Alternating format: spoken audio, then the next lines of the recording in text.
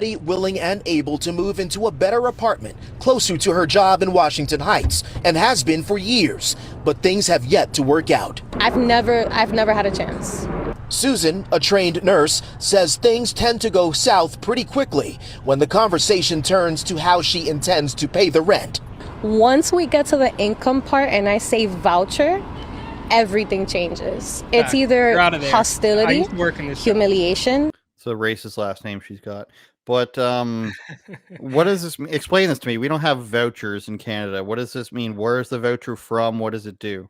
Yeah, it's something you get from the city, so they'll pay a portion of your rent, right? And they have these weird stipulations where new developments, and it might have changed. I haven't been there in I left New York in 2020, but they used to call them 80-20 buildings, where 20% of the building had to be affordable, and 80% could be at market rate. So you're looking at an average.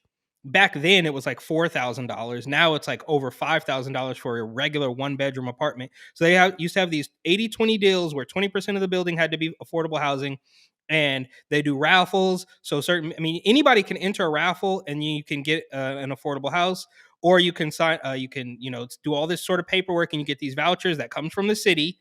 But the vouchers, look, I used to work in on-site leasing. Okay, so I used to sit luxury leasing. I mean, we used to have, rappers and actors. Shout out Michael K. Williams, who used to live next door to one of the buildings I worked at. Neither here nor there. These vouchers come from the city, and it's a blatant red flag. Now, look, they're going to tell you it's illegal to deny vouchers, but obviously there's ways around it. And look, I don't want to be a jerk about it, but 98 out of 100 times when you have somebody who's going to use vouchers, you're going to have a problem on your hands. Whether it's paying the rent, whether it's something else, it just is what it is, bro. Like, why does anybody play by the rules? Why does anybody come up with $250,000? They have to prove they make $250,000 a year, right? You can't just say it. You have to prove it if you want to live there. But these people show up with vouchers, and you're just supposed to because once they get in the building, and this is the reason, it's a little bit complicated. But you have to make 40 times the rent to rent an apartment in New York, unless you want to have a cosigner or 40 times. In most other cities, it's like 2 or 3 times. So if the rent crazy. If it's only 2,000, you need to make 80,000. Yes, it's crazy. It's absolute insanity. But why is it like that? Because it's impossible to get rid of people. So they make it very difficult to get in, because they know once you are in, the tenant can do no wrong. You could have to stop short of burning down the entire building. They can't get rid of you. So when you let somebody with vouchers in, you know that if they miss 1 month, that's it. They're not going to catch up. It's over. And you also know that if they're getting vouchers, this woman's a nurse, right? So I don't know how much. You got to be making at least $60,000 a year as a nurse. I don't know what it's really like out there. But we also saw another article from Bloomberg, I believe, where they said making $100,000 in New York feels like making $36,000 in almost any other city. So this was just crazy because, we had that conversation about affordable housing. And this is part of the reason. I mean, it doesn't work. They're trying to force landlords. They're trying to force private owners to accept somebody. And they just don't want to do it. So, they can say it's illegal for you to reject somebody with a voucher. But there are a million other reasons that you can. Look, you can say, I've been rejected from an apartment. I made enough money. I had decent credit at the time. Wasn't great. It's better now than it was then. But they rejected me from the apartment. And they didn't even tell me why. Now, I don't want to go down the route of, I'm not going to be on my Kanye shit. But they didn't want me there. Okay? All right? I'll leave it at that. Which is fine.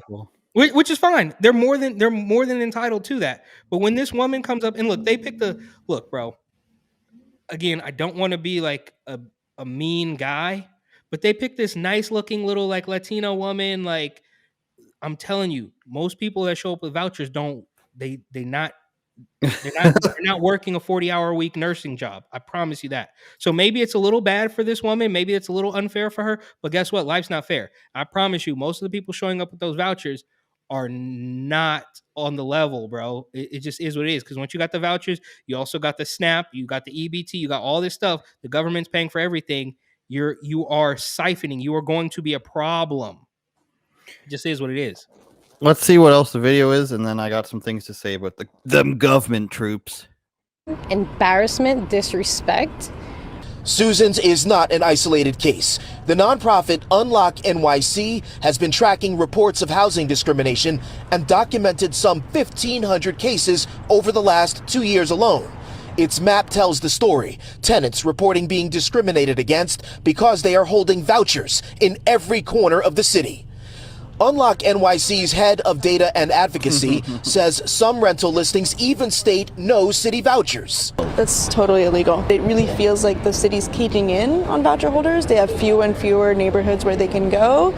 A spokesperson for the mayor adds the administration recently earmarked $3.1 million for outsourcing additional landlord investigations, in addition to staffing up the City Commission on Human Rights for more city enforcement and more direct city-to-landlord intervention. We spoke with the CEO of Avenues Real Estate, which has previously been cited by Unlock NYC for alleged housing discrimination. There's zero reasons you can come up with for a broker to say no for a voucher tenant. Unfortunately, the brokers is in a situation where the landlord tells them, in some cases, keep bringing those vouchers to me and you will not have my business. But a broker's hardship is no consolation for prospective renter Susan Negron. We're human beings, we're not animals, and we want a chance, we want a chance to make a living.